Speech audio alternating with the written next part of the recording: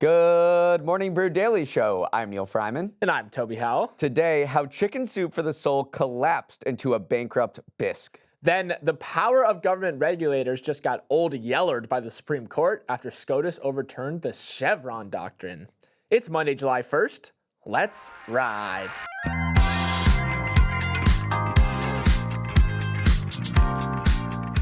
Today is not only the first day of the second half of the year, but also a sacred day for baseball fans. It's Bobby Bonilla Day. Every July 1st, retired third baseman Bobby Bonilla receives a $1.2 million check from his former team, the New York Mets, even though he hasn't played an MLB game in over 20 years. The reason is that back in 2000, the Mets owed Bonilla $5.9 million. But instead of taking that cash up front, he worked out a contract that spreads out $30 million in guaranteed payments through annual installments from 2011 through 2035. And so July 1st has become an annual celebration of Bonilla's savvy financial planning and an opportunity to make fun of the Mets. Let's be honest. It should be a federal holiday because you got first day of the second half of the year. You have this great day to learn about financial planning, and then you also have that opportunity to make fun of the New York Mets. All the ingredients are there. Another wrinkle to the Bobby Bonilla deal that is very interesting is at the time that they made the deal, they were invested with Bernie Madoff, so they thought they had this double-digit cash cow Madoff account. Didn't exactly work out the way they planned in the only thing that this really worked out for was Bobby Bonilla. Now, a word from our sponsor, Meta AI. So as many of you know, I've been training for a marathon on and off for the past couple of years, but sometimes you can just get stuck in a rut. Can't relate to any of this, but I'm sure there's a universal takeaway here. Sometimes training gets repetitive, okay? But almost by accident, I discovered Meta AI can help with this. I was searching for running content on Reels, but then I decided to ask Meta AI for any training recommendations. I was wondering what that Ask Meta button in the corner of my Instagram search bar was for. Yeah, I never thought to ask it for running recs, but I was pleasantly surprised to see it list out a few workouts I could loop into my training to help break things up. So today, I'm doing a 3x2 mile workout at half marathon effort, thanks to Meta. Well, I hope my Meta AI realizes I'm not an elite runner and gives me something a little easier. Expand your world with Meta AI, now on Instagram, WhatsApp, Facebook, and Messenger. The Supreme Court has had a more influential summer than anyone outside of Sabrina Carpenter, and it kept its string of important rulings going with a decision that rocked the business world to its core. In a 6-3 decision, SCOTUS overturned one of the most cited precedents in American law, the Chevron doctrine. The Chevron doctrine is a 40-year-old decision that gave federal agencies broad power to interpret laws within their domains.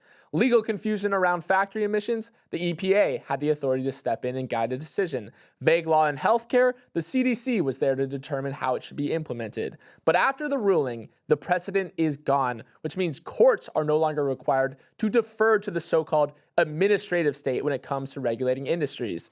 That power will instead return to judges who critics argue are far less familiar with the nuances of a particular industry that they will now be asked to have the final say on. Neal, by hamstringing the administrative state, everything from net neutrality to climate change will be affected. This was a very big deal. Yeah, this is great for business interests. It's great for lawyers because any single regulation that comes down the pipeline from that alphabet soup of regulatory agencies that have really become the main policymakers in the United States right now, the EPA, the FCC, the FTC, the FDA, anything that comes down the pipeline for them is going to be challenged by industry lobbyists, and it will go to a court. And previously, for the past 40 years with Chevron deference, the court has said, okay, well, these agencies are experts in their fields. Why don't I just defer to them in terms of what regulations they want to implement? Now that has been completely scrapped. So you're going to see a wave of litigation targeting a ton of regulations that a lot of people say protect consumers and protect our waterways and things like that. In the short term, a lot of people are like, wait a second, what is going to happen to the 17,000 lower court decisions and the 70 Supreme Court rulings in the past that have relied on the Chevron doctrine? Are those just all going to be tossed out the window? Chief Justice Roberts did say that they will stand, so at least in the short term, it cleared up some of those immediate legal questions. In the long term, though, this is a very big win for the conservative legal movement, business groups as well, who have long just objected to Chevron, partly based on just a general hostility to what I keep calling the administrative state, but also partly on the belief that agencies should only have the power that Congress gives to them. We have separation of powers in our government for a reason. They always thought that potentially these agencies have just become too powerful. Their influence has creeped beyond what they were initially intended to do. And then the pushback on that is, why would we rely on a judge to make a very important decision about a very important regulation when they were just recently assigned to the case and they're looking at something like net neutrality or what the FTC has done recently with banning non-compete clauses and are just learning about this information for the first time and they have to make a big ruling? Why would we let a judge do it? And it might back up the courts and create all of this sort of paralysis in Washington. The administrative state was the only sort of organizations that got anything done recently with Congress as a gridlock. So you have burgeoning technologies like AI and crypto that require regulation, but Congress just doesn't really do it because they are stuck in the mud with all of this gridlock. But the agencies are the only things that have the power to regulate these newer technologies. So that's the pushback on that. It's like, why are we just going to get bogged down in the legal system with judges that don't really know what they're talking about? They have no technical expertise in these subjects. Right, and federal regulations that aren't going to be explicitly backed up with laws that are already very clear-cut are likely going to face new legal challenges. So you use the word bogged down. I think that's a perfect kind of bow tie to what the Chevron doctrine being repealed is actually going to end up having the effects being. Many companies have begun to roll back their initiatives for diversity, equity, and inclusion, better known as DEI, but none have done so as publicly, so suddenly, as Tractor Supply. The company, one of the largest retailers of farming equipment and animal feed in the country, announced last week that it would abandon its inclusion initiatives following a boycott campaign from conservatives on social media. That means eliminating all jobs focused on diversity, equity, and inclusion, and ending sponsorships of pride festivals. In a statement, Tractor Supply said, "We have heard from customers that we have disappointed them, and we have taken this feedback to heart." What was this feedback? Well, the campaign against Tractor Supply was instigated by conservative commentator Robbie Starbuck, his real name, who started taking aim at the company's DEI programs at the start of Pride Month in early June. Those complaints started to gain momentum online to the point where Tractor Supply leadership took drastic action. It seemed to feel its business was being threatened after shares fell 5% over the month of June. Instead of investing in DEI projects, the company said it would focus on priorities it feels is more aligned with its conservative rural customer base like veteran causes and ag education.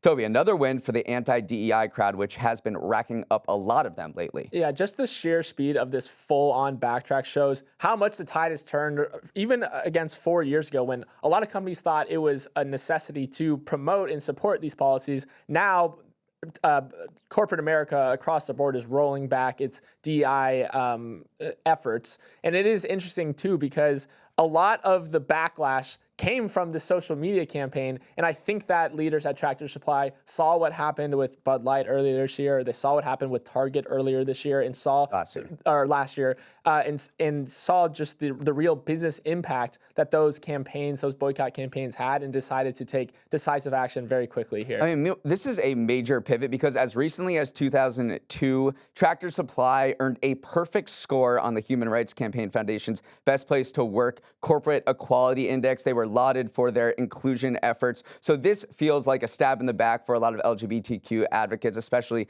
during Pride Month. They called it an embarrassing capitulation to the petty whims of anti-LGBTQ extremists. Another nonprofit said Tractor Supply was turning its back on their own neighbors with this short-sighted decision. So this really stings for people who thought we were making progress in DEI 4 years ago after those Black Lives Matter protests. Now, Tractor Supply could be an outlier, too, because around 70% of companies say they plan to expand their DEI programs, according to a 2023 survey from an executive recruitment firm.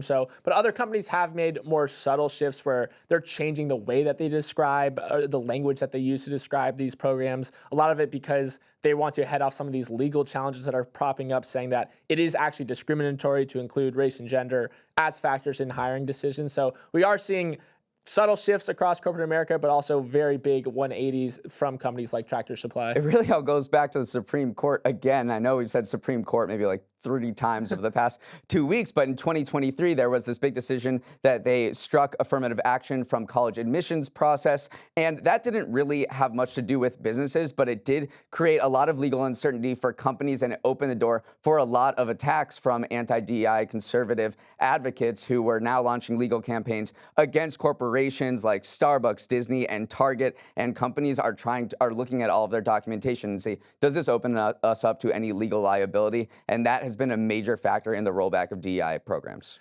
Congratulations, everyone. You have officially made it to the halfway mark of the year. So go ahead and bust out those orange slices, get those legs elevated, and listen as we break down how the stock market fared through H1. If you had to hand out an MVP award, it would go to AI and NVIDIA. The AI chip maker surged 150% and briefly became the biggest company in the world. Just to put its utterly absurd dominance into perspective, the S&P 500 gained 14.5% in the first 6 months of the year. NVIDIA alone was responsible for over 30% of that gain.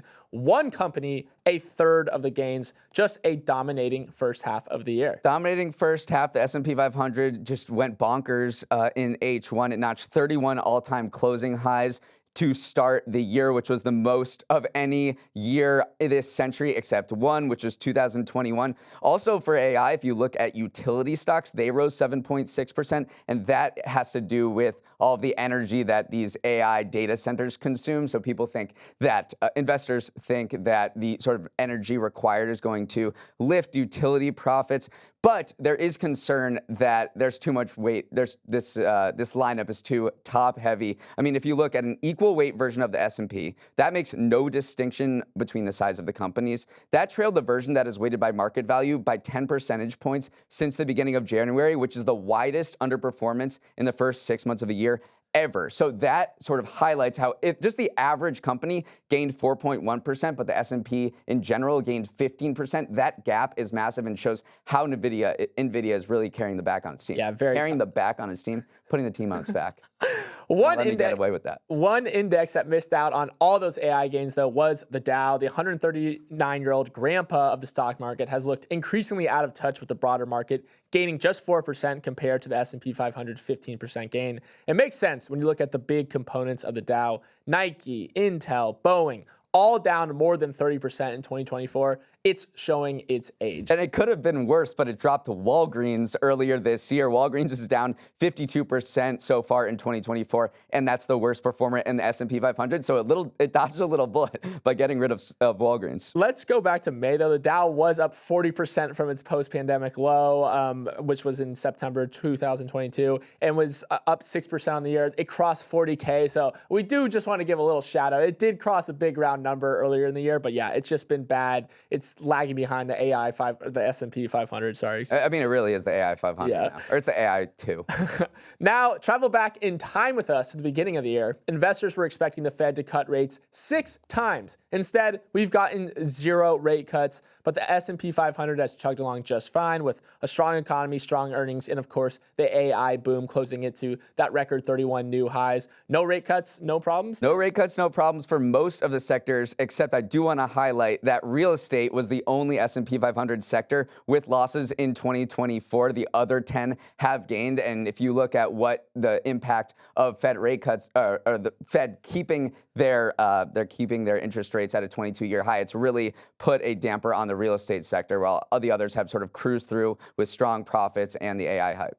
Moving away from stocks for a second, commodities have had an insane first half of the year. Cocoa prices rode a roller coaster that seemed to only go up, jumping 85% over shortage concerns. Gold also hit a record high last month, while oil is up a meager but respectable 12%. Commodities have had a pretty banner year as well. They have. I mean, if you want to call it a commodity or security, let's look at Bitcoin. It hit a record after those ETFs were issued, but now it's just kind of hovering, and some people are saying it's getting a little boring. The share of Bitcoin traded over the weekend this year has reached an all-time low low of 16%.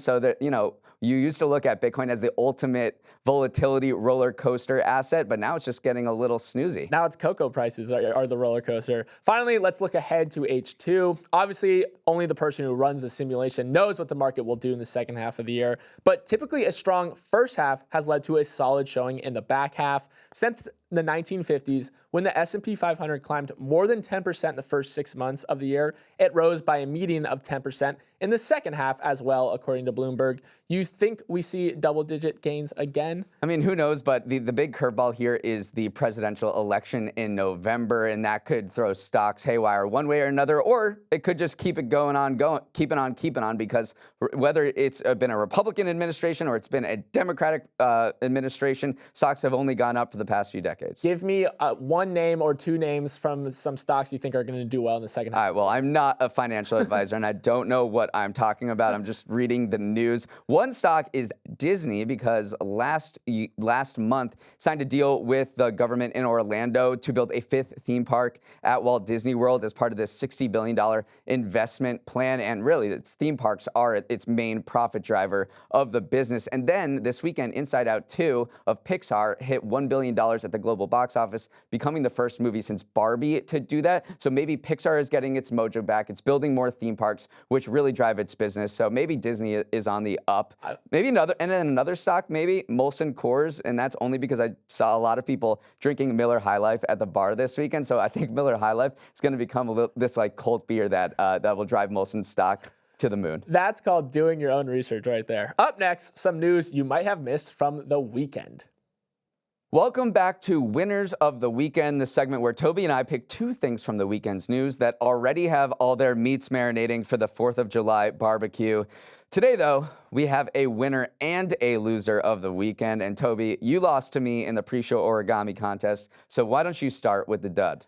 Yeah, not to put a damper on your Mondays, but my loser from the weekend is Nike. On Friday, the sportswear giant recorded its biggest single-day drop ever, erasing roughly $28 billion from its market cap. It came after a dismal earnings report where it posted 2025 guidance that was so bad, at least 6 investment banks downgraded the stock soon after. Nike warned that sales in its current quarter were expected to decline by a shocking 10%, which was worse than the 3.2% drop most had projected.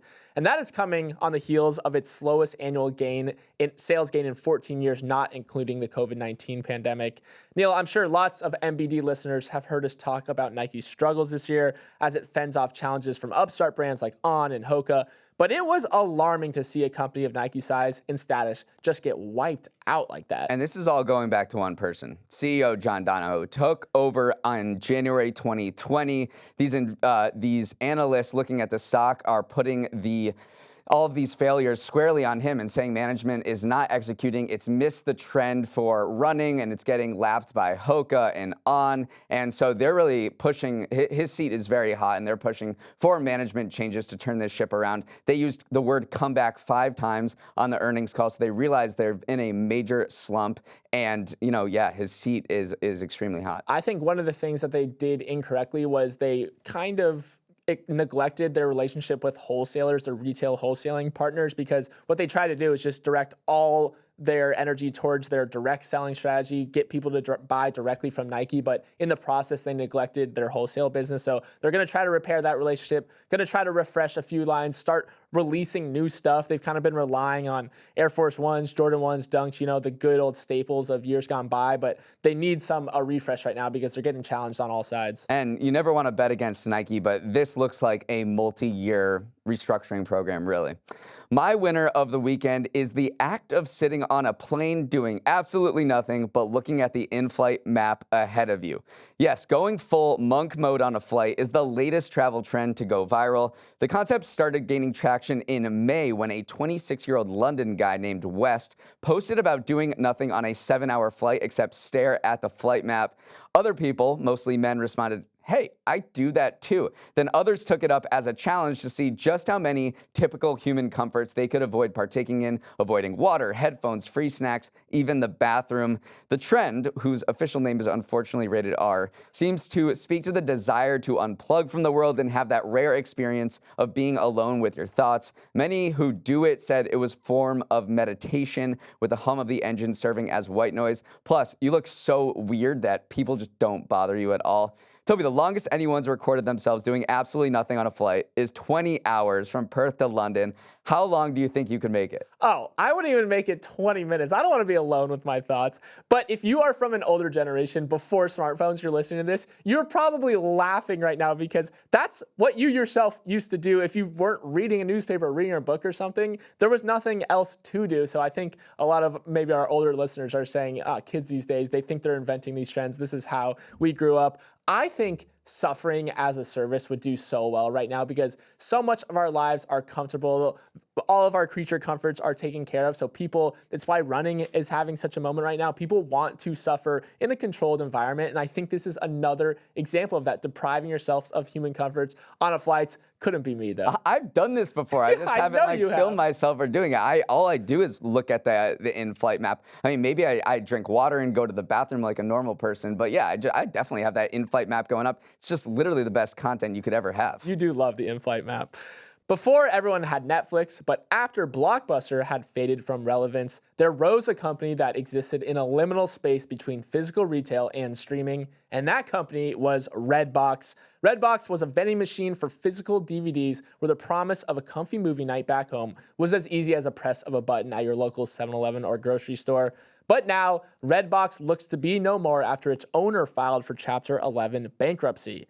But even crazier than the idea that a DVD vending machine could work is the fact that Chicken Soup for the Soul Entertainment is the aforementioned owner that is going bankrupt. Yes, that Chicken Soup for the Soul, the same company who published the self-help books full of soothing, relatable, and uplifting tales, acquired Redbox for $375 million 2 years ago, but widening losses and a bloated portfolio of media products eventually caught up to it, and now Redbox and Chicken Soup are heading to bankruptcy court. This company owes pretty much every single movie studio in Hollywood money. It owes retailers like Target and Walmart money. It hasn't paid its employees in 2 weeks. This is an utter debacle. You said the word bloated. This company, it's Chicken Soup for the Soul. They had the best nonfiction book series of all time, helping you just feel good about yourself. And then all of a sudden, they changed ownership and went on an insane buying spree, tried to become an ad-free and ad-supported streaming company. They bought Crackle as well, and then they bought Redbox for $375 million in 2022. Took on a ton of debt to do that. Now they can't even pay their employees. What a disaster. I remember this deal because this was 2022. Right around meme stock madness, I thought that Chicken Soup for the Soul was going to become the next meme stock. It had all the ingredients there. It's a recognizable name. They just made this weird, not that buzzy, but kind of buzzy acquisition. So I actually, transparently, I bought a couple shares of Chicken Soup for the Soul. It has just not gone well whatsoever. It also bought Redbox right at the wrong time where the decline of physical disc rentals, that was always happening. We knew that was happening. We knew that was happening, but then also the Hollywood strikes ended up, and it's the same thing. If you go to a Redbox, going to a Redbox is just a crazy thing to do in 2024, but even worse when there was no new titles there. So it all just went south, but man, what an unlikely pairing that ended in a very likely scenario. Right, yeah, and I would say look out for the Hulu documentary on Chicken Soup for the Soul because it truly is a crazy story. Started in 1993 by motivational speakers, and it was such a rise and fall that I think it would make for a great documentary. Finally, it's Monday, so here's your preview of the week ahead, which I hope is light on the work front.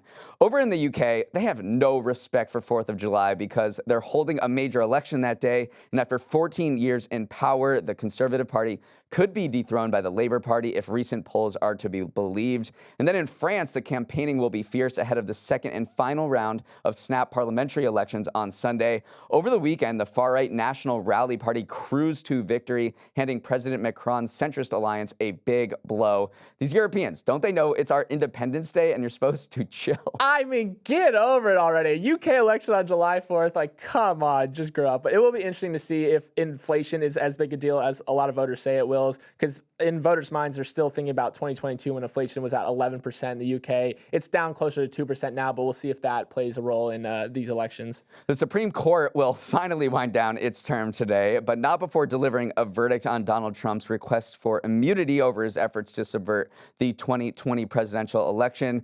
So look out for that potential blockbuster ruling at some point today, and then the justices will finally go on summer break after a really busy docket with some major decisions. It's given us a lot to talk about, but yes, finally they go on their break.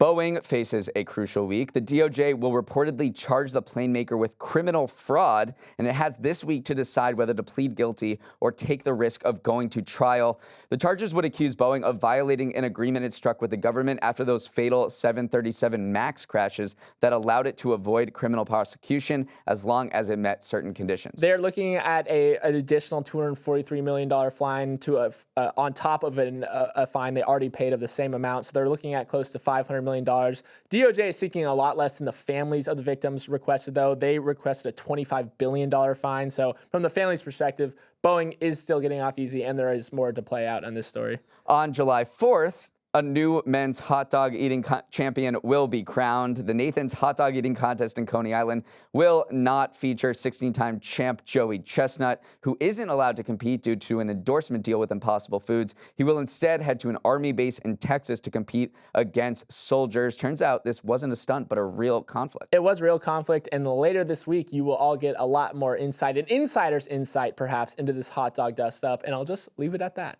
In the sports world, Wimbledon begins today. The Tour de France, which began on Saturday, begins its third stage.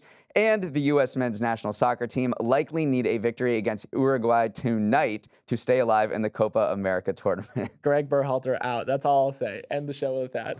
That is all the time we have for today. Thanks so much for listening, and have a wonderful Monday and a start to a new half of the year. Good time to hit reset on your resolutions. For any comments, questions, angry worded letters, send an email to morningbrewdaily@morningbrew.com.